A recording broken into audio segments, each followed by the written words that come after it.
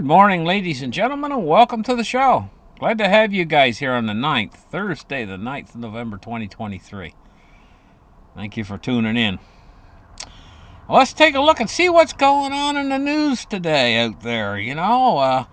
First thing we're going to take a look at is used vehicle prices. This is the largest maximum drawdown in history of used vehicle prices. Oh man, there's a lot of people, they got their car, they miss a payment or two on their car, and the next thing you know, they might park their car in behind some place where they think nobody can see it, but man, them repo guys, they wake up next morning, they go out, and they never made a sound. The car's gone, they never made a sound. That's because these repo guys learn how to do this.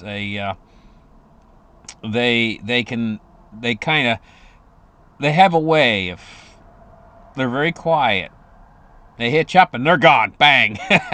Anyway, and there's all these used cars coming in that are being repossessed and stuff coming into the market. And how many buyers are they? Now the economy's slowing down. People are reducing their spending, especially for things like big ticket items. It's a recipe for this to fall off a cliff right now. Now, looking in other news, the Gaza hospitals are having an awful hard time. They're out of almost everything. And they got wounded coming in like crazy. And so it says, what's it like to give birth in Gaza, is this article here. It just goes on to talk about their health care and how bad it is. It says, we ran out of fuel and electricity is cut off and the hospital is out of service. Just when the hospital's needed most, it's out of service because this is what wars are like. Wars are, I can't begin to tell you guys how destructive war is, and we don't need it. Now that we're in the nuclear age, war should have been something that was completely of the past. It should be gone by now. I mean, we should know better. But it's getting worse. Look at this article. NATO and Russia have both now suspended participation in the treaty on troop deployments. They've also suspended treaties on these nuclear things. It's a new arms race going on right now. Building more. It's as if they don't have enough. If Russia doesn't have enough at 6,000 nuclear weapons, the United States like 5,000 nuclear weapons. If that's not enough, that's not enough. That's enough to aim a bomb at. If you had a stick pin thing and you poured out 10,000 stick pins and you said stick them in all over the earth, here, there, and everywhere, and cover everything practically. It would just be a rash all around the earth, it'd be like a person with chicken pox. If you looked at the earth and seeing where the bombs would drop, it'd be like chicken pox. Honest to gosh. Now, in this article, the Minnesota Supreme Court dismisses the insurrection clause challenge and allows Trump on the primary ballot. The Minnesota Supreme Court on Wednesday dismissed a lawsuit seeking to bar former President Donald Trump from the 2024 primary ballot under a constitutional provision that forbids those who engage in insurrection from holding office.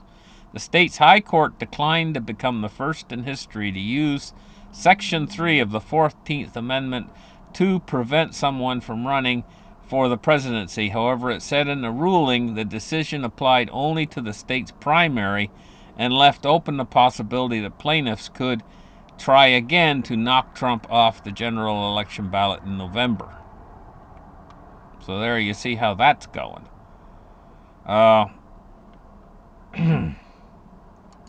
Now, an industrial robot has crushed a worker to death in a vegetable packing plant in South Korea.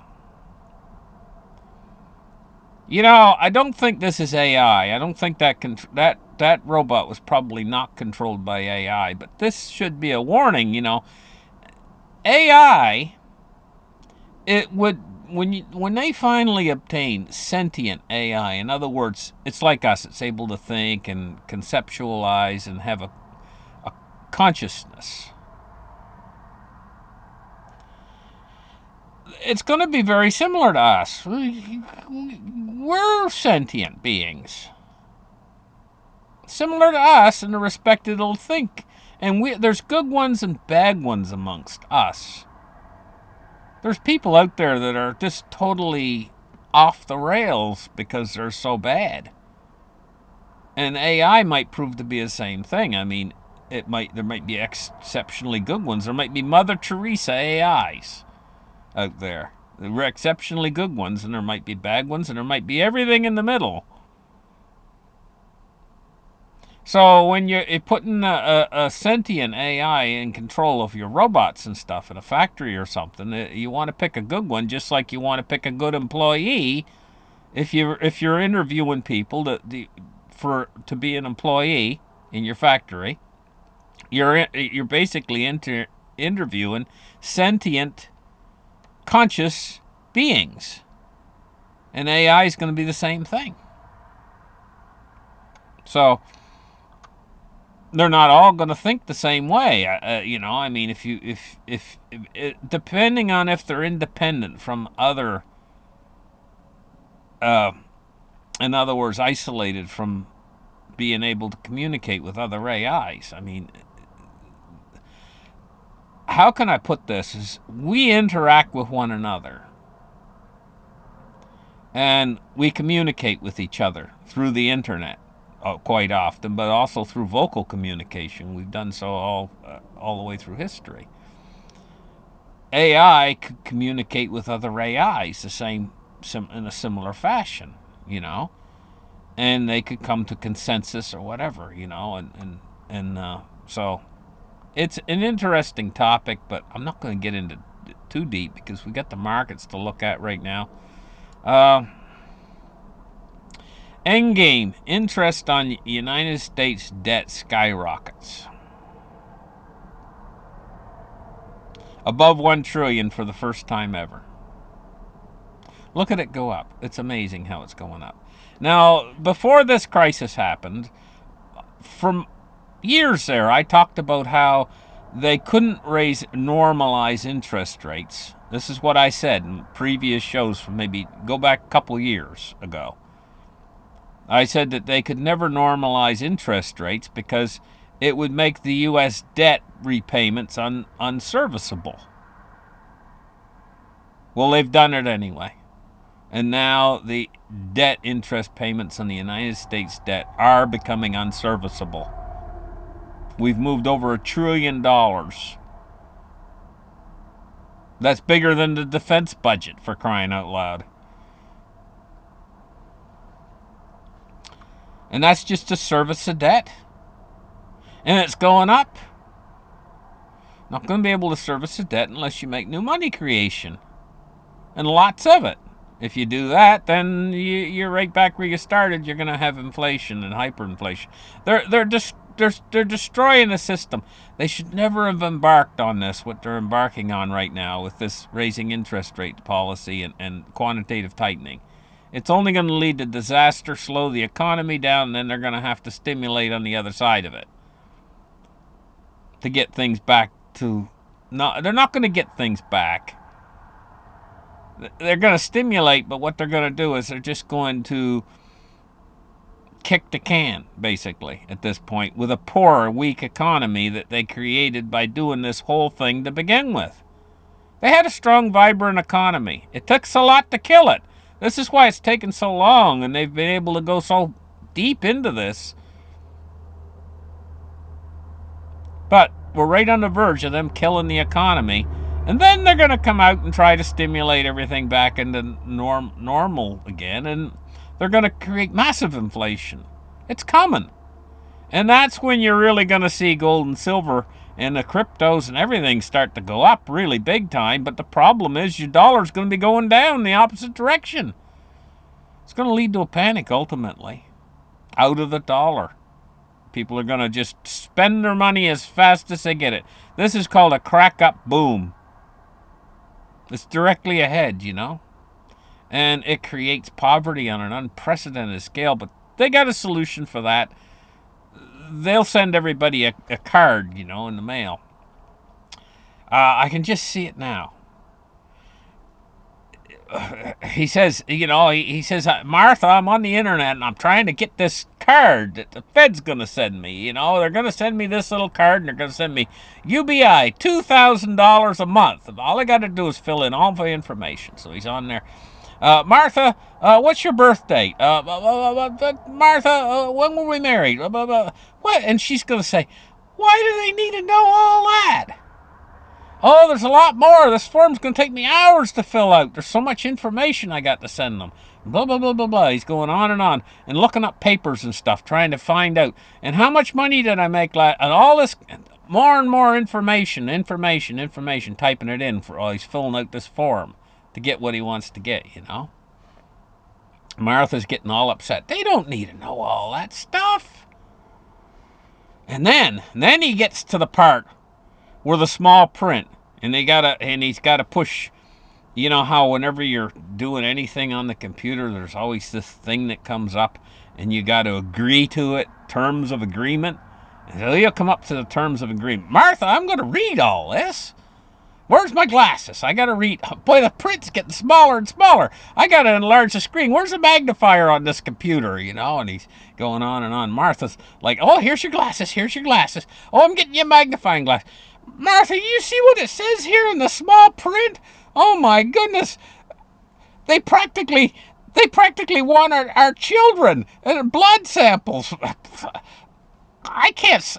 I'm going to have to sign all. Well, she says, well, if you don't sign it, you're not going to get the $2,000 a month. Well, but I'm going to have to sign my life away when I push this accept. She says, well, just blind your eyes and push the accept button because we need that $2,000 a month or we're not going to be able to feed ourselves. This is where we're going. It's called getting everybody in the middle class over a barrel. And then absolute government control. They get you over a barrel. You're going to have to agree. Or you ain't going to get what you want to get. You ain't going to get in on, and if you don't, you're going to starve. Because the dollar, I don't care how much savings you got. When you watch the price of a can of beans go from $2 to $4 to $8 to $16 to $32 to $64, and you ain't keeping up, you're going to need that extra $2,000. And once they get $2,000, everybody signed in $2,000 a month, they'll just keep increasing it. $3,000, they'll send you $4,000, $5,000, $10,000, $20,000 a month. And you say, oh boy, that's a lot of money they'll be sending. No, you won't be able to buy garbage with it. You won't be able to buy nothing with it. It ain't going to go nowhere because they're going to hyperinflate the dollar. People just can't get their head around it. Hyperinflation. It takes a lot to get your head around it. But you start to see prices go up daily and massively. It can get so bad in Weimar, Germany. It did get this bad. Where I heard the story of a guy who bought a bottle of wine, an expensive French wine. He bought it that night because I guess he was so hyperinflation. I guess was making him so miserable he had to have a drink. So he drank the bottle. The next morning, the empty bottle, the glass, was the price of everything was going up so fast that the glass was worth as much as he had paid for the French wine the night before. So he basically he got the wine for free because he sold the glass bottle, and he got all of his money back that he paid for the wine the night before. That's how quick prices move up in a hyperinflation. They can't even mark them. Oh, no, this is good. The stores out there and stuff. This is good that they don't have to mark prices like they used to. Remember when they used to put a little sticker on the top of the can? You go into the store, a grocery store, and they used to have a little sticker on. Used to say the price, and they used to have this little machine that went around and put the stickers on for price. Now it's all scanned at the computer, so the computer can raise the prices endlessly for them at the store without having to put all new stickers on. They don't have to do that anymore. They can just raise the price at the register using the computer. So that'll work good for them anyway, you know. Anyway, guys. But you know what's not going to go up? Your wages. So silver's up 43 cents today at 22.96. Looks like she's shooting up rather quickly right now while we're speaking. We're going to check out gold today. I'm not going to forget today to check gold. 1963. Oh my gosh, that was a good year. But gold's up $14.10 today. Now, cryptocurrencies. Taking a look at Bitcoin. Bitcoin's up too. 37,368. And it was 36,000, I think, yesterday. Or 35. Remember, it was 34, I think, the day before that or whatever. So it's on its way up, and it's going up quick. Ethereum's really went up. It's $2,038. It was like $1,800 there yesterday. Taking a look at XRP. XRP 69.1 cents today. Dow Jones Industrial Average is down 97 points. It's been hovering around 34,000 for a long time. So it's 34,014 today. Taking a look at crude oil today, it's up $1.10 at 76.43 today for crude oil. Bonds and rates. We're looking at rising yields today on the long end of the yield curve. The U.S. 10-year is at 4.55. It's up 5.1 basis points. And the U.S. 30-year is at 4.7, and it's up 5 basis points. And the dollar index, it's dropping today, but not only marginally. It's at 105.44. Thank you guys for listening to my show. Like and subscribe, and we'll catch you guys in the next episode. And have a great afternoon. Bye-bye, guys.